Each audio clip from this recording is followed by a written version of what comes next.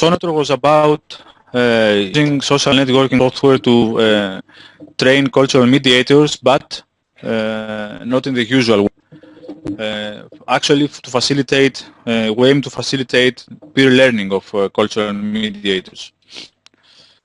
I won't much into the background of the project. You've heard much about it during the keynote speeches, and you will hear more about it during the following presentations.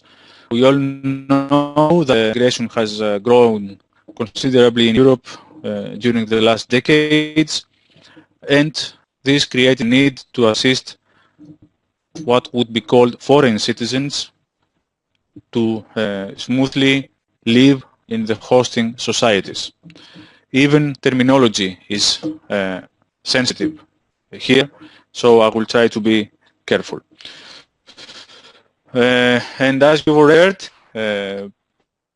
from our keynote speakers, cultural mediators should be professionals who are trained to facilitate the relations between local and foreign citizens. Now, whether these are professionals, people trained to be professional cultural mediators, or who turn cultural mediation, as our last keynote speaker said, in both cases, we bet cultural mediators should be professionals, and their aim is function bridge between the two cultures. That is, stand in the middle, do not take sides, and facilitate reciprocal knowledge and comprehension between the two parties. So they have to be competent in communication, they have to be good listeners, have to have good knowledge of the both cultures, and so on. Now, we all know this, and there are formal, some very few formal training and educational programs for cultural mediators, but our aim was a little bit different, because as we found out, cultural mediators should possess both formal and non-formal skills and competencies. So, the starting point is baseline. This were those three axes that you see here. First of all, there was no list throughout Europe.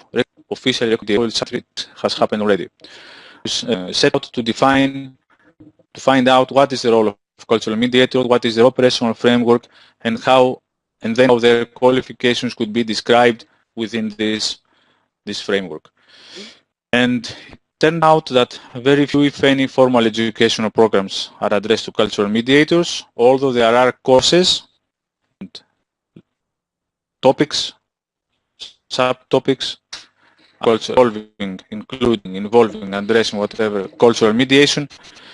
There are very few complete educational programs.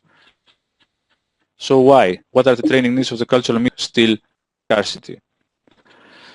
And finally, and to our view, this was also the most important contribution of this project, although there is a large volume of knowledge on immigration issues and cultural mediation issues, there is no, to our widely available tool that could facilitate the exchange of knowledge and experience. So based on this, we drafted a project, the proposal, aiming to deal with these problems, to record the requalification and needs of mediators, to facilitate the exchange of experience between the members of the cultural mediator community, and to provide some training. And initially, we started out to provide peer learning, to support peer learning, that is, facilitate mediators to train one another. But in the course of the project, we also had to include guided training scenarios, because this was a requirement that arose as cultural mediators community. These are the detailed specific objectives of the use analysis, a platform, some learning scenarios, foster the establishment of a European community of cultural mediators, and finally this workshop, which aims at summarizing the results of the project and also discussing possible exploitation paths after the end of it.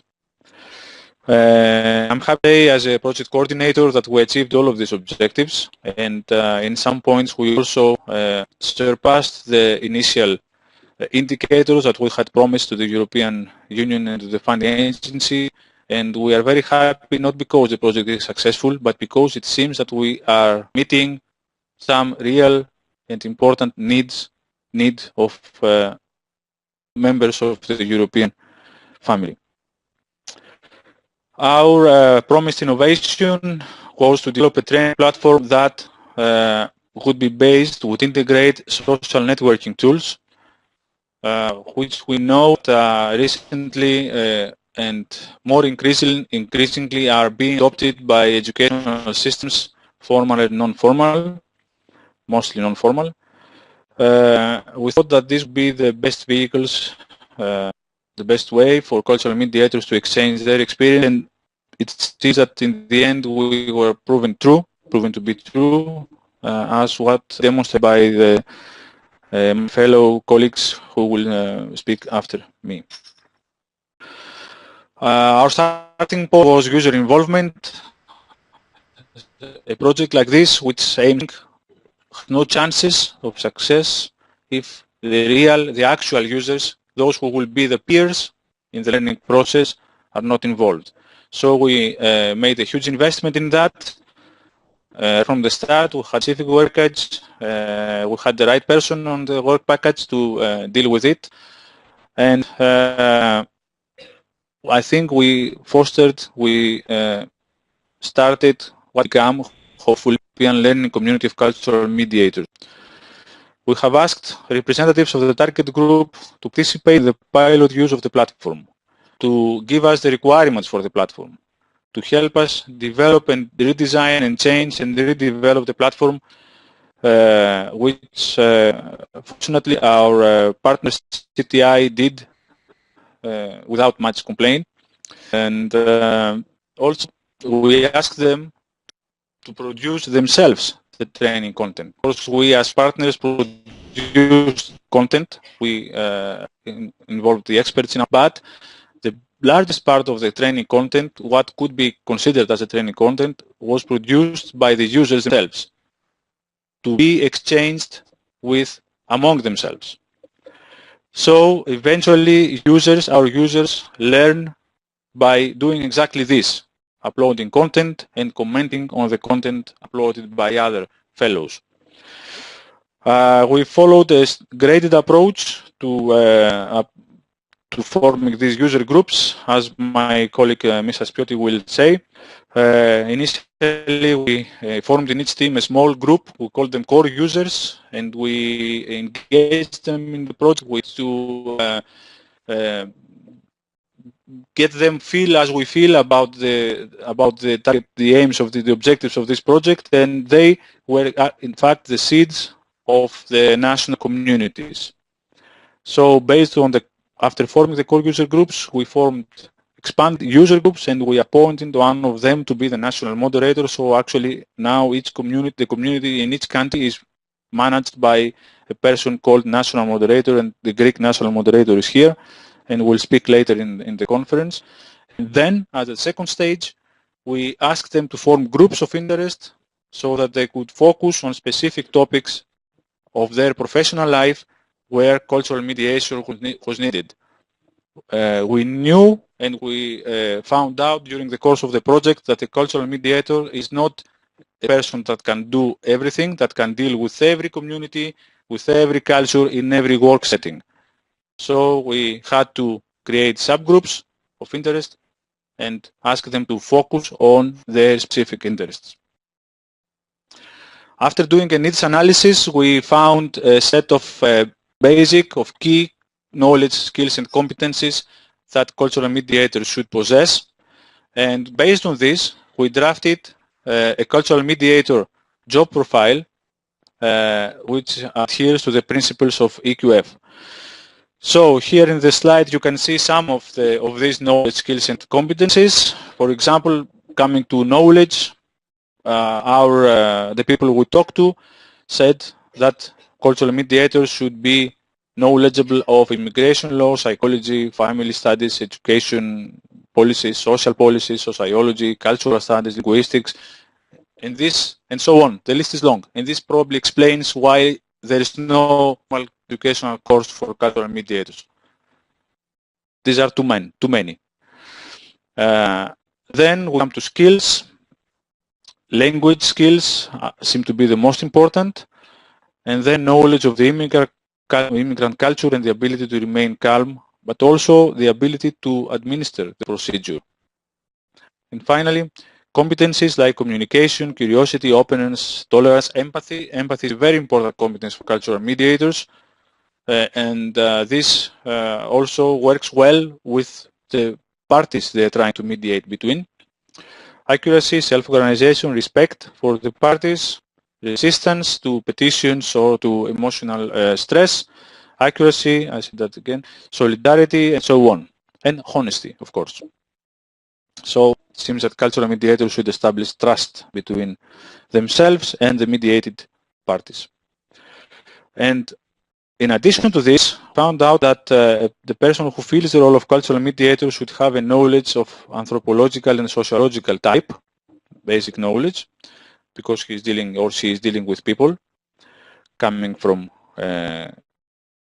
human groups, from societies, and possess a specific set of practical skills.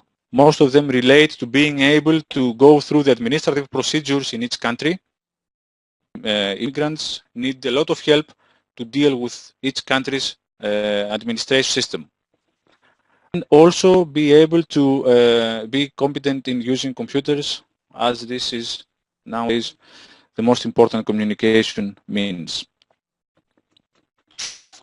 This, as I said, we developed a job profile based on the EQF. We focused on the higher levels of EQF. This is not exclusive. It's just a strategic decision we made in the project because we didn't have the resources to do everything. But we all know that many cultural mediators, especially those who come from the migrant communities, are their qualifications are lower than level 5, than EQF level 5. We classified qualifications into four classes.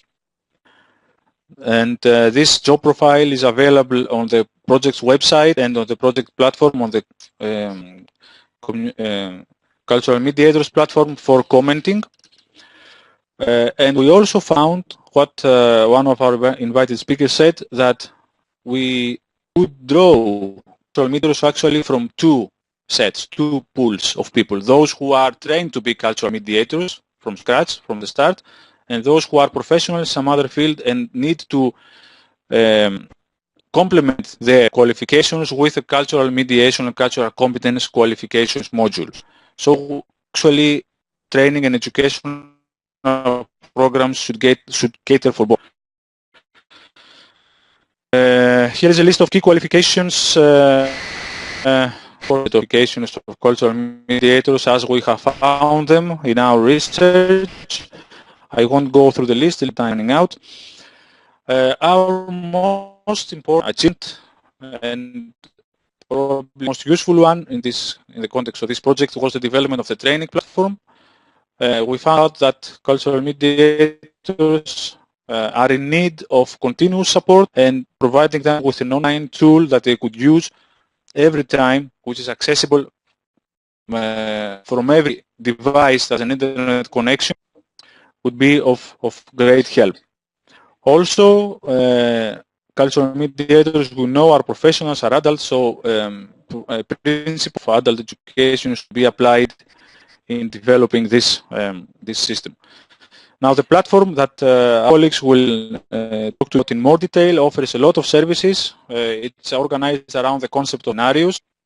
And scenarios consist of episodes. Episodes are incidents that happen in a cultural mediator's workplace, and we ask them to describe them together with the solution they give.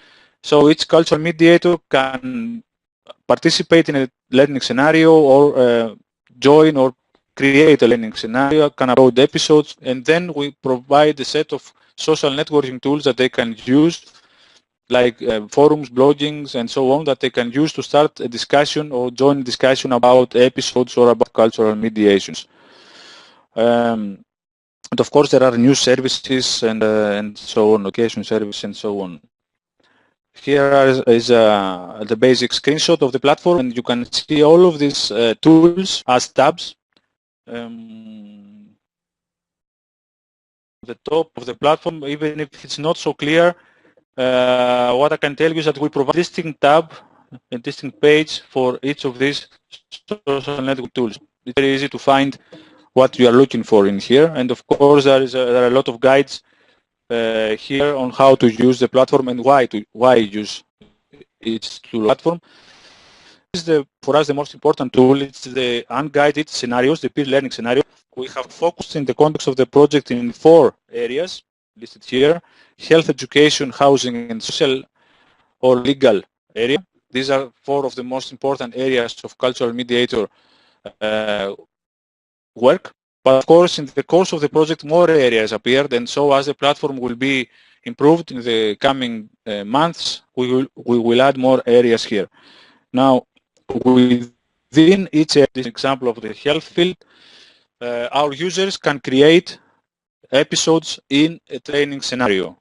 An episode is, as I said, a true life experience that they had when working as cultural mediators. So the idea is that they upload the episode. They can also upload additional material like videos, documents, whatever, to describe better. And then there is a discussion by fellow cultural mediators, peer cultural mediators, on how this episode should be treated, or if there were similar incidents treated in a different way. As I'm coming to the close of this introductory talk, as I said, 2 kinds of scenarios. These were the unguided or peer learning scenarios that I've been describing until now. This is the main content of the platform. We also had guided training. We developed also guided training scenarios in the form of e-learning, which consist of stages or phases that cultural mediators, that users can go through and then answer questions and then in the end get a certificate. Actually, in both cases, users who are active will get in the end a certificate of contributing, of being trained by this platform. So, in summary, our project over the course of 2 years, it's ending at the end of this month, has gone a long way from recording the needs of cultural mediators to developing the profile and then to developing a training platform